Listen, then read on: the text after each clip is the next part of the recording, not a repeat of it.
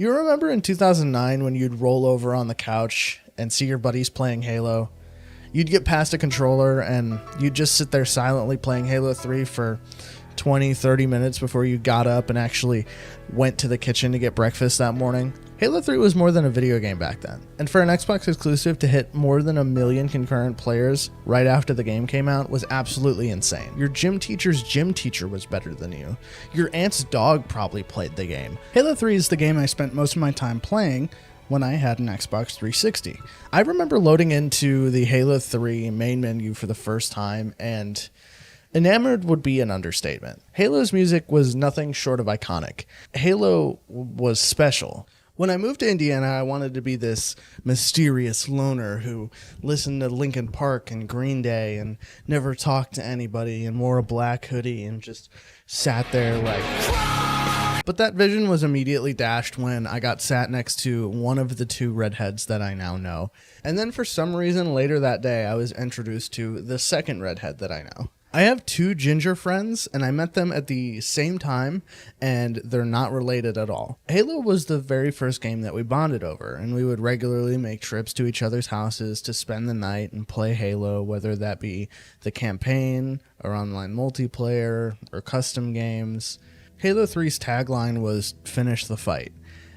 But when Halo 3 came out, we were just getting started. Halo 3 opens up with Cortana talking to you, or rather about you, as you plummet from space, eventually slamming into the jungles of Africa. When I saw Master Chief sitting in that crater for the first time, you don't really know what to think. When Johnson goes, "We're not leaving him here," and Master Chief stands up and he grabs his arm and he goes, Yeah, you're not. It's like, fuck yeah, dude. Fuck yeah. That's awesome. And the first mission sort of starts off as a, holy shit, Chief, you just fell out of the fucking sky, dude. I can't believe you're still alive.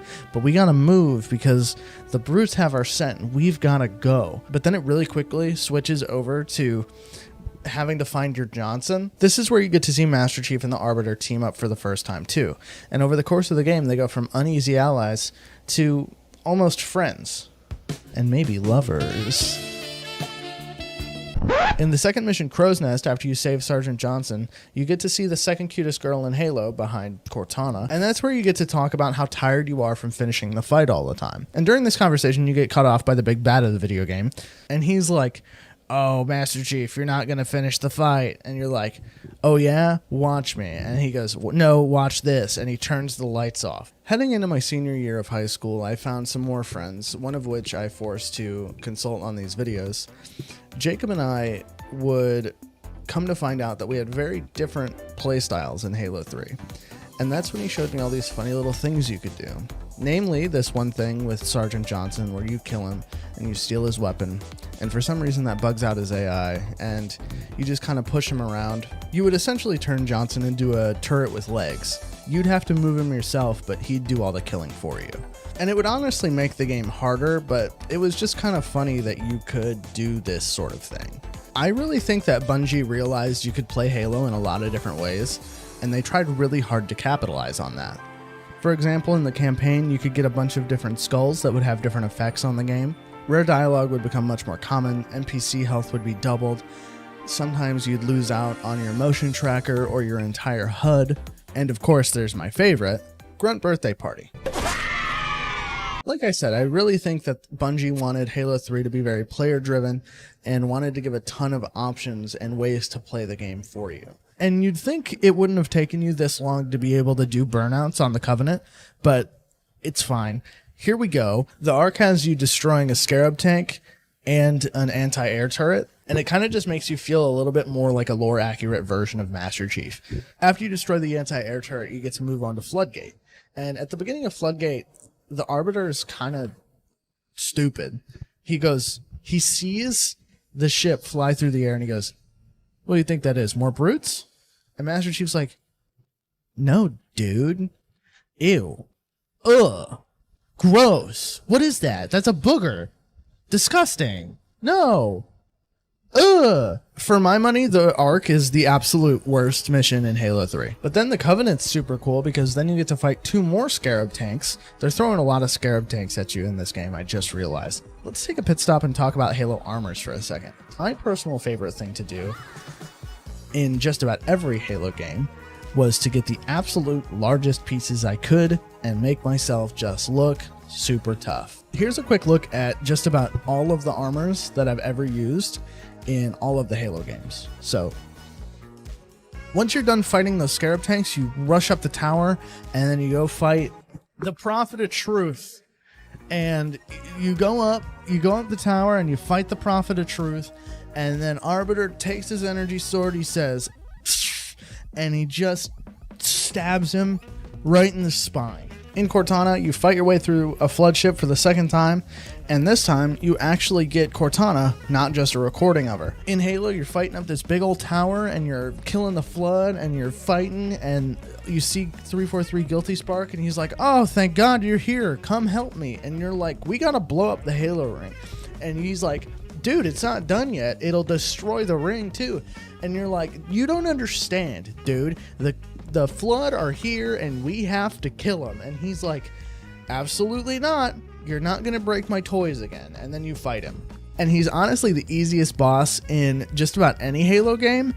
But Sergeant Johnson dies to him anyway, and you gotta be like, what the fuck, dude, what the hell. And then after that you go on, in my opinion, the absolute best Warthog run in any Halo game. Master Chief makes it all the way to the Forward Unto Dawn. He jumps his Warthog into the ship and he makes a climb, and Cortana's like, Chief, that one time. And then you get into the cryopod and you go to sleep, Dracula style, and you wait 5 years for Halo 4. To this day, I still think it's the only campaign that I've ever played for a video game all the way through in one sitting. And I was going into the Halo 3 campaign blind because I played Halo 1 and 2's multiplayer at a friend's house, but I never had a console to be able to play any of the campaigns by myself, and he never wanted to play the campaigns because it was all about killing each other. And that leads me into file share. Halo 3 had this really cool concept called file share, which is really what brought the Halo custom games community together, because you would pass around these fun game modes, maps, funny clips, screenshots. Halo multiplayer was its own beast. You'd go into a Social Slayer lobby and you'd just shoot the shit with anybody while you were playing Halo, and eventually, by the end of the night, somebody would invite you to a custom game. And everybody in these lobbies would get invited to these custom games, and eventually you'd build up these cliques where if you got online, you probably got invited to play Halo 3 with some friends. And you'd get into these lobbies with these guys that you don't know, but oh, there's one guy from your friends list you do. So everybody had a reason to be friends with everybody. 2 Xbox 360 gamer tags that stick out as 2 of my best friends online are Lone Soldier and Ultimate Kazuma. I miss you guys, by the way. I hope you're doing well out there, and if you happen to stumble on this video, I hope you're living your best life. Kazuma could never figure out his fan situation, because if he turned on his fan, you could hear it, and it was loud. But if he left his fan off, it would just like melt him alive in his room. Kazuma, his brother, me, and a buddy of mine named Alex would always play 4-player custom games together. And it was just a ton of fun, and I really miss having those moments with my boys. Just off the top of my head, that there were a ton of game modes like that. Monster Jam, Sumo, Fat Kid, Michael Jackson, Haunted Mansion, the Jenga game modes. And we would play all of those all the time because somebody had it or somebody knew somebody who had it. Halo multiplayer was really, really special. People were more creative back then. Halo Reach's armor systems and Halo Reach's maps were a lot better than Halo 3's, but Halo 3's soul burned a lot brighter. I just want to thank Bungie and the Halo 3 community for making Halo 3 what it was, because I have so many magical memories of playing Halo 3 back in the day that I wouldn't give up for the world. And Halo 3 will always be at the top of my video games list. I want to ask if you have any memories of Halo 3 to please share them down in the comments. And if you enjoyed the video, feel free to leave a like. If you want to watch another one of my videos after that, you can do so right here. And if you want to subscribe after watching that Halo 3 video and you want to get more stuff in the future, feel free to do so right here. Thank you guys so much for watching. I really hope you enjoyed it, and I will see you all next week. Have a good one.